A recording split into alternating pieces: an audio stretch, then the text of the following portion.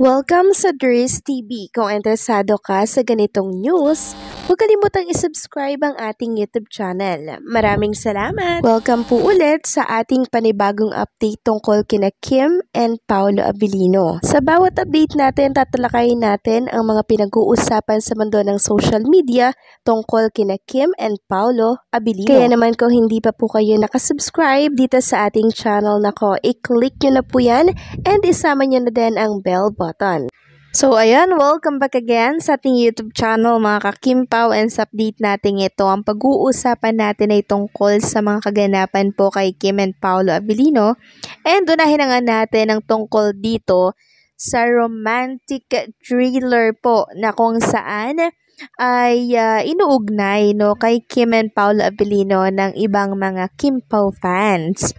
Sabi kasi dito, how about this? A psychological romantic thriller with themes of obsession, identity, and fractured reality. So parang nagbubulay-bulay sila sa mga upcoming na pelikula ni Kim and Paolo Abilino or mga project na kung saan sabi nga nila dito, maganda daw siguro kung si Kim ang gaganap na obsessed kay Paolo Abilino. Sabi nga dito, pwede tapos yung character ni Ate Kim ang obsessed at super in love sa character ni Kuya Paolo.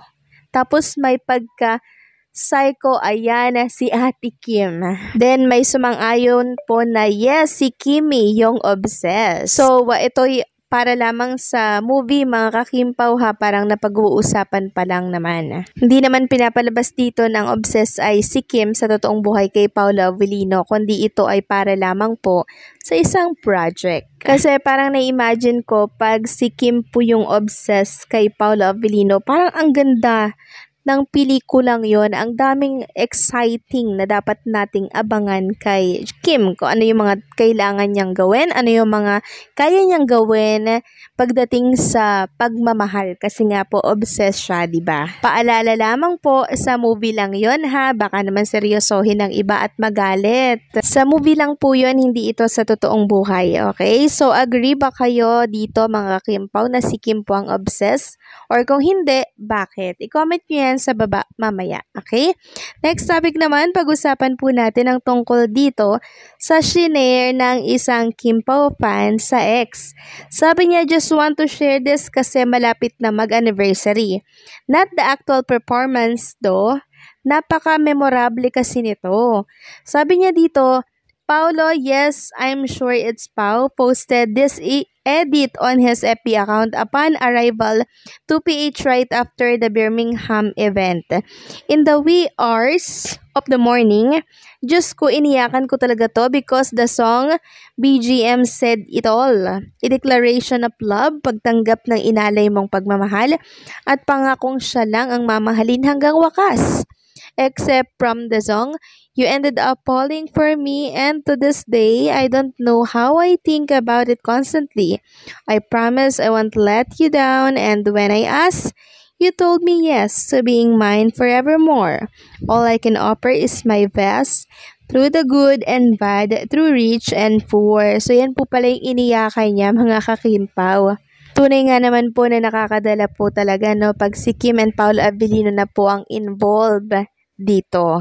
Next topic naman, pag-usapan natin ang tungkol nga dito sa nangyari po dito sa Nabotas, na kung saan mga kakimpaw, naispatan nga natin dito ang napakalaking banner ni Kim and Paolo Abilino.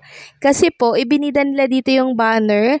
Ito po ay parte ng pagtulong ng Kimpaw Nation sa mga bata po dito sa elementary school. Dito po sa San Rafael Village po yan sa Nabotas 1. So meron pong isang grupo ng Kimpaw na talaga namang nag-donate po ng mga school supplies, bag, mga kakimpaw. And syempre yung ini-endorse po na brand ni Chinita Princess, yung Chowking, namigay din sila dito mga kakimpaw. May mga pagkain and syempre mga school supplies. Nakaka-proud lang talaga at nakaka-amaze na sa pagsuporta po kay Kim and Paolo Abilino, ganito na yung ginagagawa nila, 'di ba? Nakakatulong na po sila sa kapwa. So, ang grupo po ng Kim Pao Nation na tumulong ay itong Kim Pao PH. Makikita dito yung mga banner po ni Kim and Paolo Abilino na pagkalaki-laki, nakaka-proud lang po. Dahil ito mga batang to, kilalang kilala na po si Kim and Paolo Abilino. Napakaganda po ng layunin ng mga Kim Pao fans, no? Mga Kim Pao, nakaka-amaze.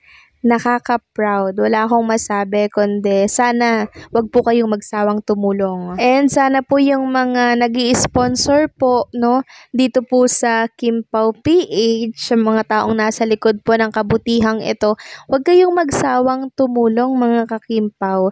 Dahil Diyos na po ang bahalang magbalik ng lahat ng blessings at kabutihan po na pinagkakaloob nyo po sa mga kababayan natin, lalo na po sa mga batang katulad po nitong mga nasa screen po ninyo. Nakita ko nga po yung kasiyahan nila. Sobrang nag-uumapaw. Galaw nyo yun mga ka-Kim Pao. Ang laking tulong na po nito ha. Sa isang parents na magkaroon ng school supplies yung kanilang anak ngayong pasukan, di ba? Kaya naman lubos po ang pasasalamat ng mga taga San Rafael Village Elementary School na Botas 1 dahil sa blessings na binigay po ng Kim Pao PH sa kanilang mga estudyante.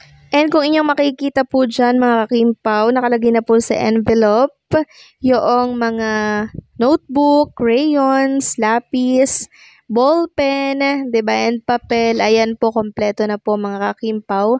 And pinamigay po nila yan sa mga bata po dito sa San Rafael Village. And I'm sure pag nakita to ni Kim and Paolo Abilino, isa sila sa matutuwa ng sobra dito. Kasi naging instrumento po si Kim and Paolo Abilino sa mga fans para po syempre tumulong sa mga kapwa natin. Hindi lamang ito ang una na ginawa ito ng Kim Pao PH. Marami po nilang tinutulungan. May mga orphanage, mga iba't ibang lugar, dinadayo po nila para po makapagbigay sila ng tulong sa mga nangangailangan.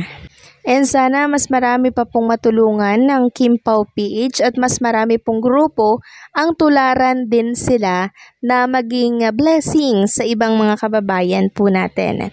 And sa mga taong nasa likod po ng pagtulong na ito, pag-sponsors dito sa Kim Pao PH at sa iba pang grupo na tumutulong din, sana hindi po kayo magsawa, no, na magpaabot ng mga blessings at magsilbing biyaya tayo sa ating mga kapwa.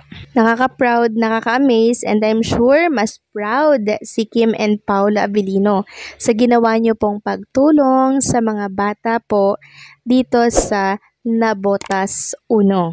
So, paano hanggang dito na lamang po ang update natin. Maraming salamat po sa patuloy na pagsuporta.